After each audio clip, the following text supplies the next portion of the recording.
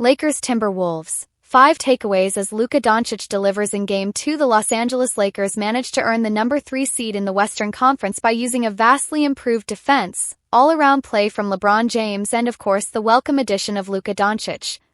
And all of those advantages showed up in the first-round playoff series with the Minnesota Timberwolves, a game late but just in time. The Lakers never trailed after the first few minutes of Game 2, led by double digits almost until the very end, flexed their star power when necessary and sent the Wolves home feeling frustrated and maybe a little less confident about this series. Yes, Minnesota did gain a split at Crypto.com Arena overall, for what that's worth, but they also know the Lakers are willing and able to match their style, low scoring and physical if necessary. The mentality for both teams is to have a rock fight, Lakers coach JJ Redick said. Here are 5 takeaways from the Lakers' 94-85 victory in a series that's now tied at 1 apiece. Last summer in the Western Conference Finals, Dončić sent the Wolves off to vacation. It was a thorough takedown and earned Luka the Conference Finals MVP award.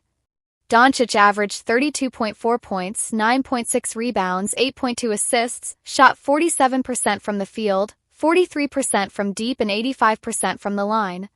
He was beastly. A change of uniforms from Dallas to LA hasn't resulted in a change of results. At least so far. As celebrated as Minnesota's defense was then and now, there's no solution for Luka.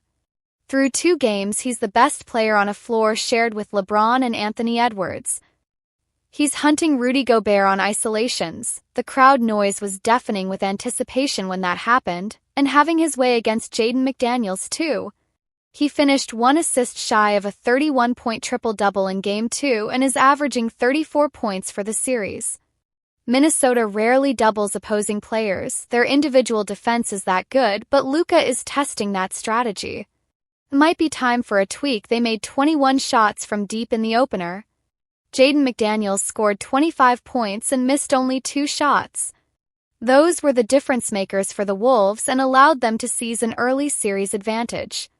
But this team doesn't usually make as many threes and certainly not at a 50% rate. As for Daniels, he's a defensive specialist and just a career 10-point scorer who averaged 12 this season. Which means anyone who thought the Wolves would keep up the pace were perhaps fooling themselves. They shot 5-4-25 from beyond the arc Tuesday, which is usually the recipe for doom. And Daniels went 0-4-3 from distance, finishing with 8 points. The Wolves lacked an additional scorer on a night when points were hard to generate. It was just Julius Randle, career playoff-high 27 points, and Anthony Edwards, 25, who at times appeared passive despite taking 22 shots. It's hard enough for big men in today's league, and this series isn't helping their reputation. The Lakers have essentially gone 2 games without playing one. Meanwhile, Gobert, the Wolves' starting center, is a non-factor. Starting Lakers center Jackson Hayes is foul-prone. He had 5 and 9 minutes of playing time Tuesday, and doesn't rebound or score well enough to command more minutes. That's why the Lakers played small ball instead. They have that luxury because Gobert presents no challenge for them defensively. He's not in the Wolves' playbook, and when the ball did find him, he fumbled passes and took only 5 shots. Advantage Lakers. This is a poor matchup for Gobert, who doesn't have a low-post opponent to guard and is constantly baited into switches where suddenly he's staring at containing Luka or LeBron. They ambushed the Lakers in the first game of the series, outscoring their bench 43-13 and at times were better than the Wolves starters. Yes, Minnesota's bench was that much of a difference-maker, and that much of a ghost for much of Game 2. Naz Reid went from being unstoppable, he had 23 points, to vaporizing. He committed silly fouls in the first half and was forced to sit early with his third. He went scoreless through 3 quarters. And he made only 1 3-pointer after swishing 6 in Game 1. Ditto for Donte DiVincenzo, who went from aggressive in Game 1 to reckless in Game 2 with fouls. For along with 1 field goal in just 16 minutes, the Lakers scored 95 points in Game 1, then 94 in Game 2. While there's no automatic carryover from game to game, it's fair to suggest these teams won't set any scoring records in this series based on what they've given so far. Once the Wolves set the tone for the series in the first game, the Lakers had no choice but to match. And for a team whose defense was faulty at the start of the season, the Lakers have come a long way to be on the same level with Minnesota. The emphasis was to play harder, match physicality with physicality, said Austin Reeves. The Wolves had only 15 first-quarter points, the Lakers only 36 second-half points.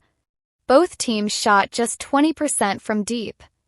There were droughts caused by poor execution, solid defense, and sometimes both. The Lakers do have 3 creators in Reeves, Luka, and LeBron, while the Wolves have just 1 in Edwards. Those are odds in LA's favor as the series shifts to Minnesota. If there's a sudden offensive surge, LeBron expects it to belong to the Lakers. "We can still be better offensively," said LeBron. "I thought we had some great looks. If we continue to get looks like that, I trust our percentages."